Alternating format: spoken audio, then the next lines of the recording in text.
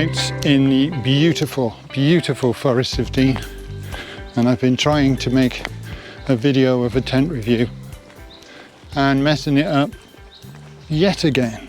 But I'm going to give up now. What I'm going to do is I'm going to look at what I've done today, and if it's not good enough, I'm going to patch in bits of the other attempts and see where we get to.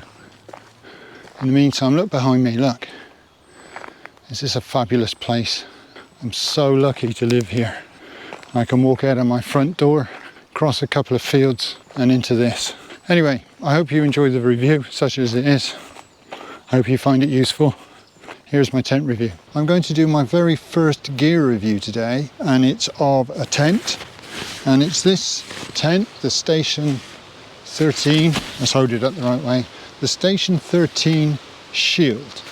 Now this is a one-person tent, double skin, fly sheet and inner, pitches all in one, not freestanding.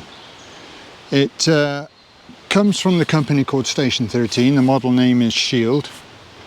It weighs 1.65 kilograms, as is in the bag with all the guys and the poles and the pegs. And it costs £126. I should say I've got no connection to this company other than the fact that I bought this tent. I've actually had it about 9 months. I've used it through the winter on a few wild camps, a couple of which I have videos of on my channel. I've used it in winds up to about 30 miles an hour with occasional gusts, and also in temperatures down to -3 degrees C, though not at the same time. Don't think there's anything else I can tell you about it right now, so what I'll do is I'll unpack it and I'll show you what you get in the bag.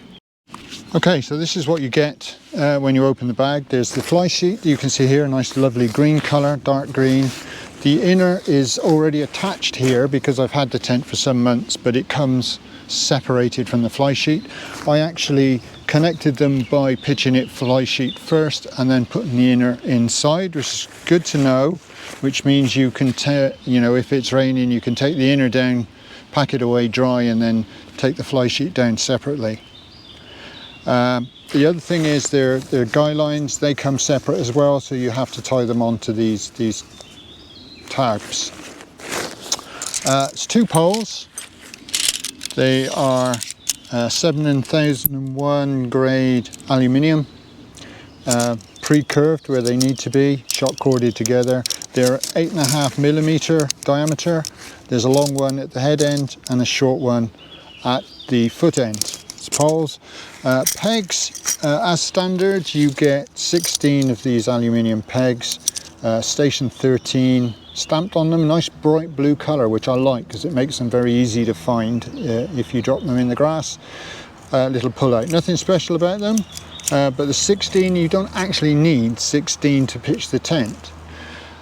There are alternative titanium pins if you want to gram count a bit, and there's also a footprint which costs an extra 13 quid. I didn't bother with the footprint. As you'll see, the bathtub is pretty thick. I can't see that, you know, with any care at all pitching it, you're going to end up with a busted bathtub. Okay, I'll pitch the tent now and we'll have a look at it. Right, so there is the tent pitched. Looks quite nice, I think. Lovely green colour, it sort of merges in quite well. See, it's got a red tape all along the bottom, and nice big pole at the head end, and then it slopes down to the smaller one at the foot end. The fly is 210T polyester coated ripstop nylon, and it's UV protected. This flap at the bottom here, that's protecting a mesh vent in the bottom. That's not closable, but I've had no real problem with it. And the door, single door, is on this side, and it's protected by this flap over top of the zip. And then there's one more out vent, so to speak, up here with the usual strut to hold it open. Right, so let's get inside. You say the zip is underneath this cover. Nice easy zip. Comes off way nicely. And then you roll the fly up, which exposes most of the side of the tent. And then just a single tie-out point comes through to the inside. There, nice and tight. So the inner is a breathable polyester, just this one piece of mesh, and the door goes the whole length. So if I undo this all the way down, you can see it's quite easy really to get in and out of the thing. And the door will close partly, so you can open bits and pieces of it. If you want to increase the ventilation, that's easy enough. So, and again the door rolls up, and in this case there are two toggles on here. One there and one here. Inside the bathtub is the same material as the Flysheet, 210 PU coated polyester, ripstop. And I should have said earlier on, they've both got a hydrostatic head of 6,500 millimeters, which is a lot, which is not bad at all. There is a piece of ground sheet for the vestibule here, which you can hook round underneath the pole, like that. I tend not to use it much, to be honest, but it's there anyway, so quite easy for getting in and out of the tent. Let me give you some dimensions of the inner then. The inner is 210 centimeters long. It's 80 centimeters wide at each of the ends, and it's a whole meter wide here by the pole. And right where the pole is, the inner is 90 centimeters high. And that's pretty well comparable with most tents of this type, I think. Okay, what I'll do is I'll put my mat in it, and then you can see what sort of room we've got. Right, so there's the tent with my mat in it. If I slide the mat down to the end, you can see there's a fair bit of room. I'll take my boots off and get in it in a moment, and just point out there is one small pocket over there. And up on the ceiling is the hook for your lantern. If I put my feet at the bottom there, you can see just enough room for my feet to sit up. So if I pretend I got my pillow here, there's not much room, a couple of inches, but if I come across to the middle, which is what I tend to do, you know. And the other thing is I'm a side sleeper, so as a side sleeper it's absolutely fine. Right, so this is me sitting on my mat, a bit hunched down, and as you can see I'm touching the roof, so it's not really a tent I can sit up in at all. Maybe without the mat I'd have another 3 inches or so. I might try that in a minute. In terms of storage in the vestibule, as you can see, I can get my rucksack in there, albeit it is touching the fly. That's Osprey Exos 48, but actually I don't do that. What I actually do is store it inside the tent. There's a good few inches of space, and lots of space for more.